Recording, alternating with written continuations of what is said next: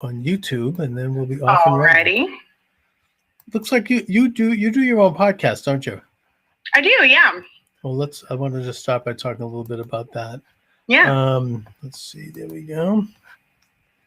Because I'm getting into some of these interesting online technologies. I'm now able to stream the show live on 10 different streams simultaneously. So that's awesome. Yeah, so I'm figuring it all out here. All right, and here we are back. Charles Moscowitz, welcome to the program. Thank you for joining me, everyone.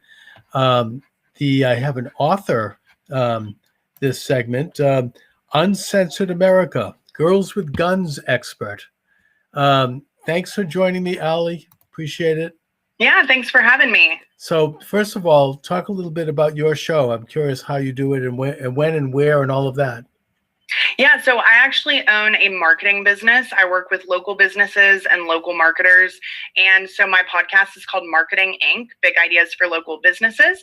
And so that's usually once a week, sometimes twice a week. I'm just on all the major podcast directories. And it's a really great podcast for people who are in the local business space who really want to improve their revenue and profitability. And I love it. So it's a great way to help people. For sure. So you bring people on for like an interview, like a half-hour interview, or like a kind of an infomercial to talk about their business and what they're doing. And is that what you do? So I have some episodes that are just me, and I'm really going through different tactics and strategies. I work a lot in the digital marketing space. So being able to give people ideas that they can implement to improve their businesses. And then I also do interviews with other entrepreneurs, people in the marketing space, people in the local business space to share their experience and whatever their specialty is so that my audience can get a taste of a lot of different things that may be able to help them. Excellent. So you've written a book called Uncensored America, Thought-Provoking Poetry on Faith, Family, and Freedom, which touches on an issue that I think that anyone who is not part of the present supporters of the present government, let's just put it that way, are dealing with these issues of censorship right now, including me on YouTube and all the other platforms. I think that this is a problem that's going to probably get worse before it gets better. Where do you see us being at this time with all of that? With the gun regulations specifically? Or generally with censorship? You know, I think it's a very serious issue that we're facing. So my business focuses pretty heavily on Facebook and Instagram ads. And so I see it each and every day, not only in the advertising space, but obviously in the personal sphere.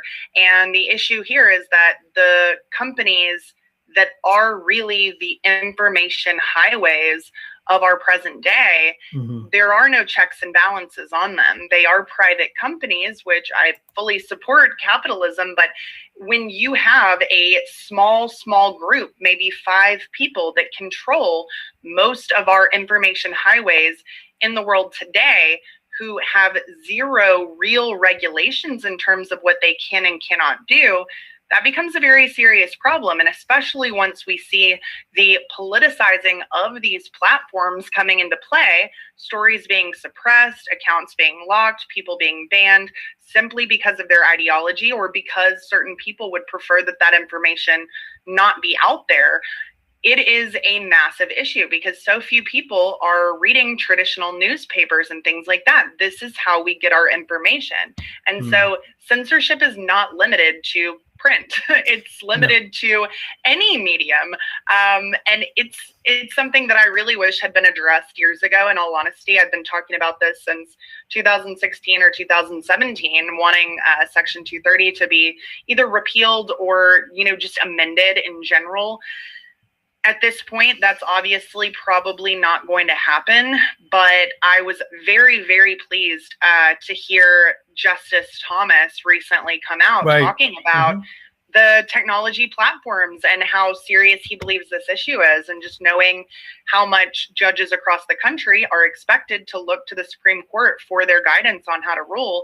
I do think he was in a very clear, succinct, and compelling way speaking out about what needs to be done and how serious this problem really is. Yes, that was very inspiring to look at. And I think that the classic example of the kind of censorship we're dealing with right now is the fact that Twitter and Facebook could censor a sitting president of the United States by taking Donald Trump's accounts and closing them. And not only closing them, but even recently, President Trump was interviewed by his daughter-in-law, Laura Trump, and that was taken down from Facebook. Can you imagine that? I mean, this is, if that can happen to the president, it can happen to you, it could happen to anyone. We're talking about a very narrow group of people controlling the means of communication in this country and in this world. So, but you talk about, of course, a very controversial issue. As I said, girls with guns. Your book gets into the question of gun ownership and the increase of the number of young women of all ages, who are now packing a piece, I guess you might say. What's the deal? Well, I think if you just look at the world around us, you'll see that it is full of violence and sadly evil people. And that's not going to change, unfortunately. But we can't be sitting ducks. Women see that they are often victims of violent crime because, you know, if there is a man and it's a perpetrator, women are, in most cases, less physically capable of defending themselves against a man. And if they have a knife, if they have a gun, what else are you going to do to defend yourself? And especially as you start to have children, you really see this in a much more significant way, not only for your own life, knowing that some other human depends on you completely, but also that child as well. If I am anywhere with my daughter, I know that I can defend myself and her should the unthinkable take place. And unfortunately, it does take place. I think that often these mass shootings are highly politicized, unfortunately, but they are tragic and no one ever knows when they're going to take place. So it's not really something to where you can just say, oh, I have a firearm and it's at home in case I have an intruder. Yes, that's a great thing to do. But for me personally, being able to carry my firearm and know that it is with me at all times in any situation, so that should I be in the wrong place at the wrong time, I'm able to do something about it. And I think many other women are waking up to that exact same fact, and gun ownership is growing tremendously. Now, the another very good program, I think, particularly for young women, is called Model Mugging, where you learn to fight if somebody assaults you and different scenarios. I know somebody who did that. It was very, very effective. But, you know, I've also heard the argument, and I'm playing a little bit of a devil's advocate here, I guess, that owning and having a handgun is not actually a deterrent to crime. It actually could lead to more violence. But I think that has more to do with whether or not you know how to use it. I agree. And also, I think part of that is really the deception in the people that are discussing the statistics, because the majority of all gun crime, I believe it's 60 to 65%. It's suicide. Suicide is not a gun violence issue. Suicide is a mental health issue. Mm-hmm. You know, if you want to stop 60 to 65% of actual gun deaths, it's dealing with the issue of suicide. The other percentages, there is a percentage of accidental shootings, and you're absolutely right. That goes into safety, understanding how to use it, and making sure that you're not an idiot. I mean, we know people personally that have been drunk handling firearms, and they haven't killed anyone or killed themselves, but they have caused accidents. You simply cannot do that. And people who are raised around firearms, at least all of them that I know, you are raised to respect the power of a firearm. Right. It's not a toy. You don't bring it out at a party. You only take it out if you are shooting it for practice or if you need to use it.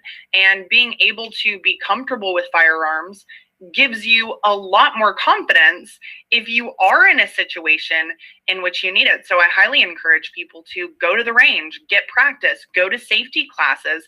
You can't buy a firearm and never utilize it, because that puts you in that category of simply not knowing what you're doing. You have to get comfortable with it, and you have to respect that this can be a incredibly dangerous weapon, and you need to respect that power and put every safeguard possible in place, especially if you have children. But the truth is, a lot of these incidences, they're not kids going into a gun cabinet and getting shot.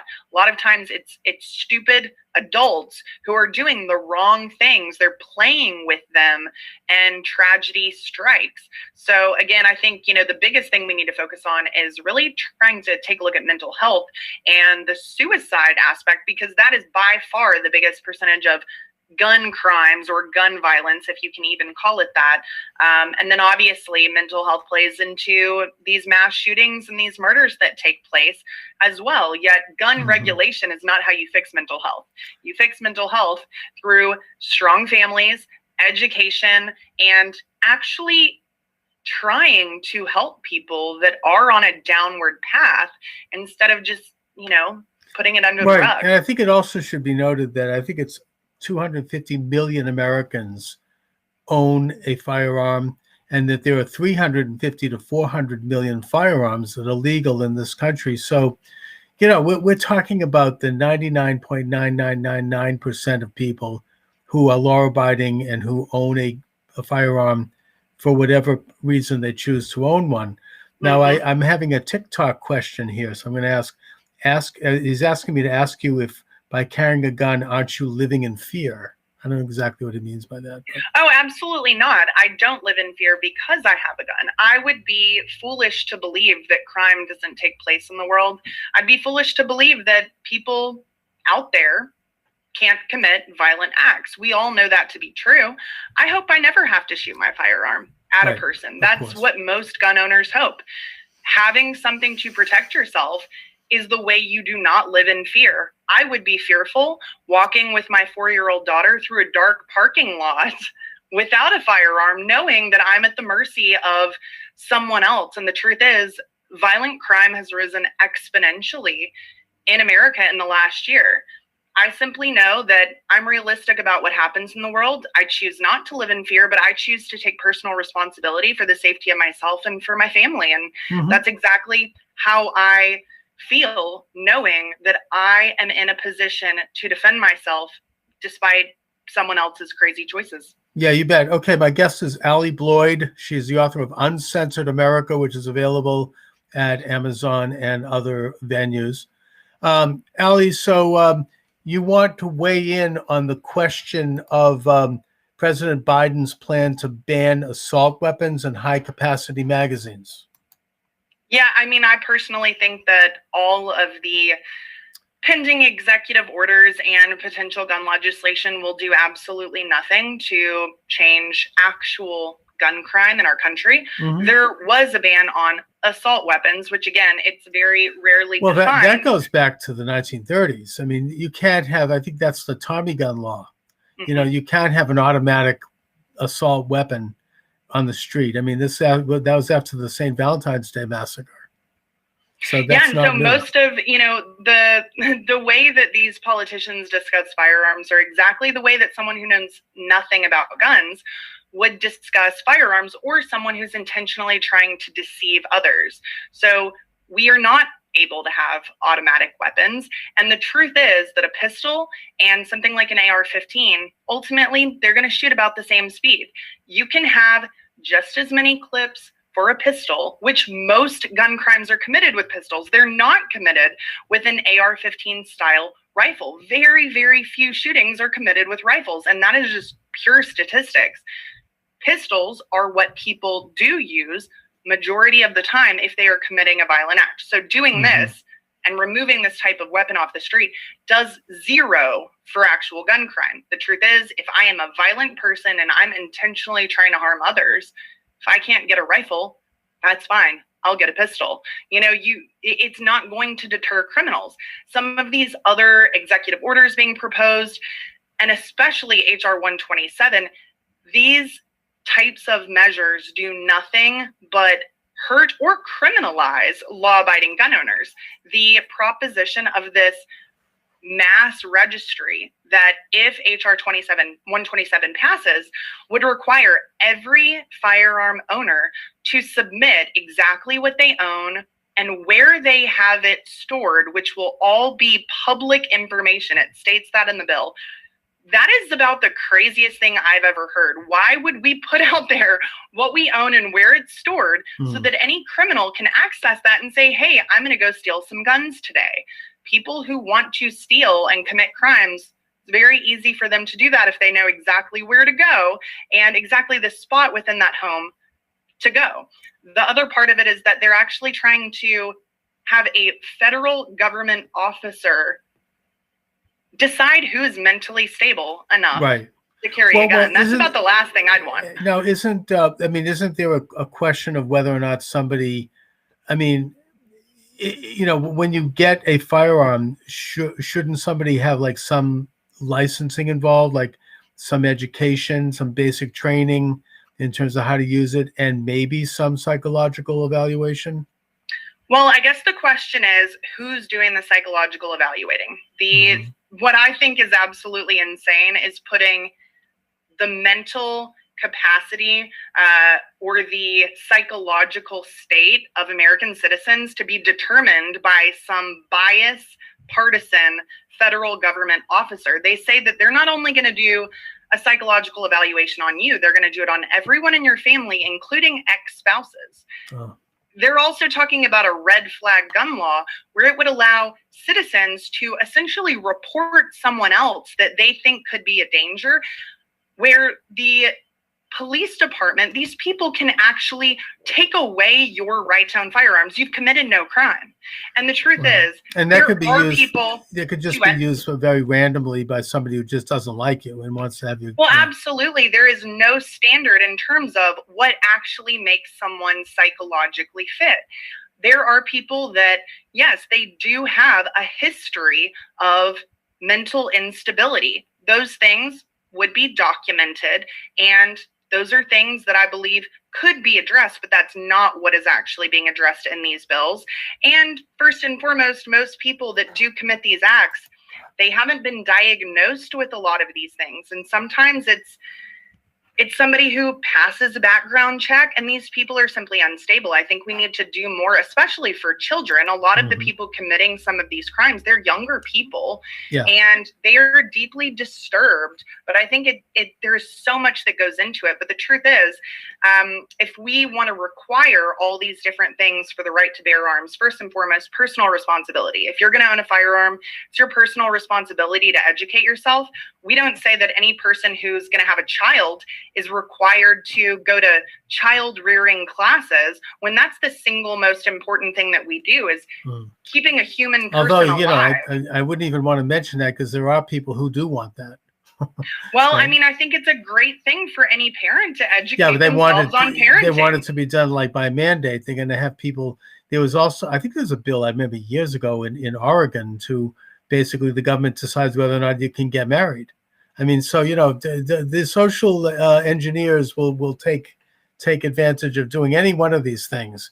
Absolutely. I think we all have to realize we have personal responsibility. If you're going to buy a gun, if you're going to have a kid, if you're going to get married, you need to prepare yourself. You need to educate yourself. You can't expect someone else to do it for you. And if you don't, you will be the one that suffers the consequences.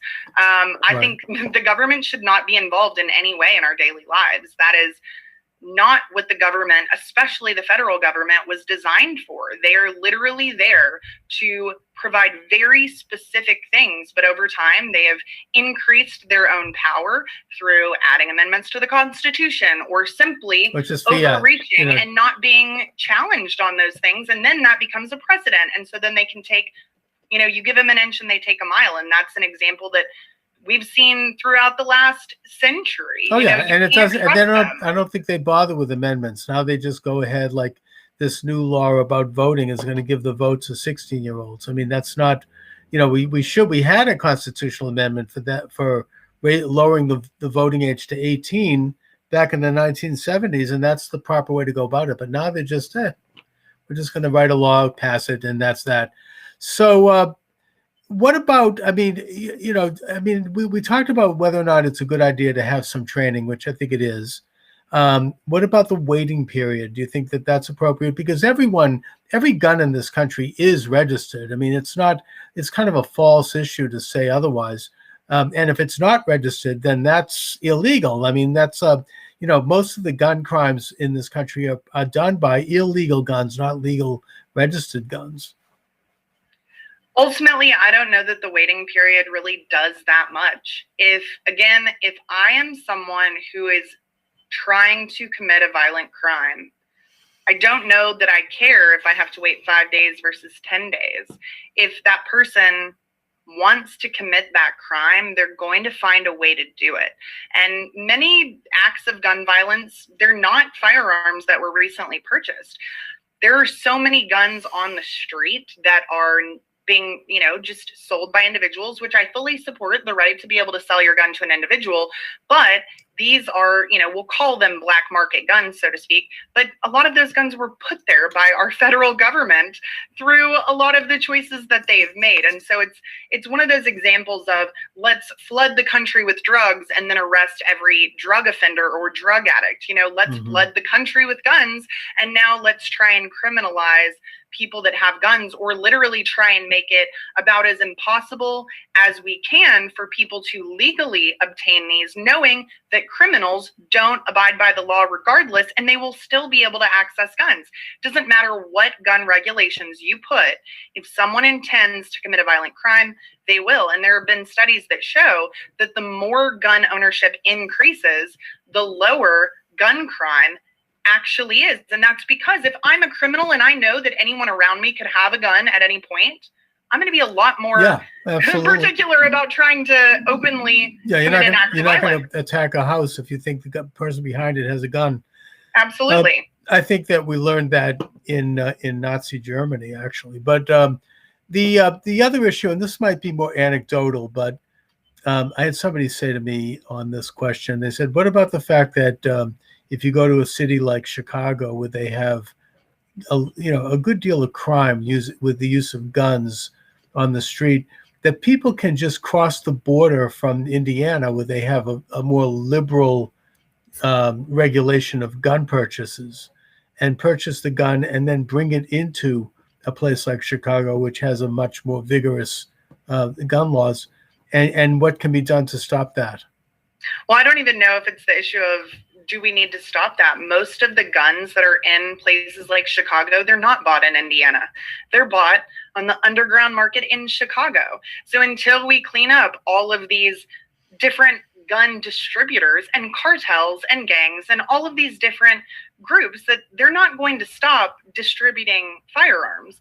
It's not the states that have very normal gun laws that are the problem. And that type of rhetoric or accusation, it really is there to distract from the fact that Chicago, which has some of the strictest gun control regulations in the country, has one of the worst track records for gun crime. And it's exactly the reason why places like schools or gun-free zones, those are the places where a lot of mass shootings happen, because the people know that those around them, besides the criminals, are unlikely to have guns. And right. Chicago is a great example of why gun restrictions on law-abiding citizens don't work. It actually makes them sitting ducks for these criminals. Especially in, frankly, minority neighborhoods where you have gangs and drug gangs. You really don't have the ability to defend yourself, and it's difficult to get in there and to do that. Now, there's the other issue you bring up is the fact that gun ownership and groups like the NRA, they tend to cross political lines. They're not partisan. And I'd point out, for example, that I think that one of the states in this country that has the highest per capita gun ownership by its citizens is Vermont, which is very liberal and very democratic. Connecticut also is a big gun state. So it's one of these issues, and I don't know why somebody like the Biden regime, why they don't understand that it cuts across party lines. The American people support private ownership of guns. The truth is, I don't truly believe that the people who are aiming to restrict firearms in our country care about what the American people want. I think that that's been proven simply by something like H.R. 1. 75% of Americans support voter ID. We think it's pretty standard. You need ID for literally everything you do in life. the American people support that. The government wants to change that simply because it benefits them. Any administration, any group that wants to make it harder or impossible for law-abiding citizens to access guns has an agenda where they want an unarmed population. And we have seen that through history. Anyone who studies history understands that the best way to protect your country from enemies, foreign and domestic, including a tyrannical government, firearms is how you do that. That is our check against the government, so that they know that we have the ability to fight back should it ever come to that. And nobody wants that, but that is what our founding fathers knew. They had already experienced these situations. They knew the hearts of men are not pure, and that power corrupts, and that we have to be able to have a defense against that. You're exactly getting into the basic philosophy of defense, and and it does go to the example of Nazi Germany. The Weimar Republic before the Nazis disarmed the German population because they said you'll be safe from the gangs of both Nazis and communists who were battling it out on the street. And so then when the Nazis came to power, they had a disarmed population. That way they could bang on someone's door and take them away, knowing that there wasn't going to be somebody on the other side of the door with a gun to stop them. And so people could be put into concentration camps. If you look at a place like communist China, they've got no private ownership of guns. People can be simply taken. If you're reported by the block social worker, if a woman is reported to have an unlawful pregnancy or something, she can be picked up and forcibly aborted. I mean, this is, you can't defend yourself. And I mean, the other example I'd give is that Switzerland, the Nazis decided in the middle of World War II not to invade Switzerland because every able-bodied Swiss from the age of 16 up had a gun and knew how to use it. And there would have been a terrible price to pay for invading Switzerland. There would have been a huge carnage. So they decided to skip it. And I think that when I hear commentators mention that there is no country in the world where you have more private ownership of guns than the United States, and they do it like there's something wrong with us, I view it as a badge of pride. We do have freedom here. We are properly armed and we are balancing power. You can't just install a dictatorship and expect to start going in and grabbing people, because we do have the ability to defend ourselves. That is what the founding fathers had in mind. I mean, at the end of the Civil War, at the Appomattox Courthouse, the reason why Robert E. Lee surrendered his army was because one of the things Grant promised him was that the men could go back home with their guns. He wasn't going to confiscate their guns. It's a basic understanding. It's a basic right. I totally agree. And I think that we as the American people need to fully understand that and be willing to defend that against all costs, because it is our right. I mean, the fact that we just had a president say to the American people that no amendment to the Constitution is absolute, that is one of the most disturbing things I've ever heard a president say. How dare you tell us that our constitutional amendments are not absolute? They actually are. They're there for a reason, to prevent us from having any fear that they will be removed. Anyone who says that to you does not want the power of the American people. They want full control over what it is you say, over what it is you do, over how you defend your family, knowing that simultaneously many people are pushing to defund the police, which means that if you're trying to defund the police and you also are telling me that I can't have guns, and let's be honest, these regulations, you let them do this, they will take it a step farther and a step farther and a step farther. Who's there to defend us? Nobody. That's why it's up to us to defend ourselves. We have to take responsibility for that. They'll turn the city over to Antifa and chop, basically. So, Allie, let my listeners and viewers know where they can get your book and listen to your program, or any other information you'd like to share. Yes, I'm so excited that my book just came out. It's called Uncensored America, Thought-Provoking Poetry on Faith, Family, and Freedom. And this is really a book that it's definitely talking about a lot of these issues that our country is facing, but it's so much more than that. It's really going to give people hope and encouragement, courage and bravery. It's going to help remind you of what's important and what this country was founded on, but in a format that's really easy to read. It's fun to read. It's something that if you don't read a lot of books, this is a book you could read in probably an hour and a half, or you could pick up one, read it now, read another one later. It doesn't matter, but it's very powerful. I'm so excited to share this with everyone. So you can find it on Amazon. You will be able to get it in Barnes and Nobles, different booksellers here very, very soon, or you can go to uncensoredamericabook.com and check it out. But I'm extremely excited about it. And I think that honestly, poetry is a format that actually can change minds right now. You know, people accept information differently from an art form versus someone writing an op-ed or it's much more some powerful type of article. Oh, for sure. All right, Allie Bloyd, listen, I want to thank you for joining me this afternoon. Thanks a lot. Thanks for having me. All right, have a good one. You too. Bye-bye. Bye-bye.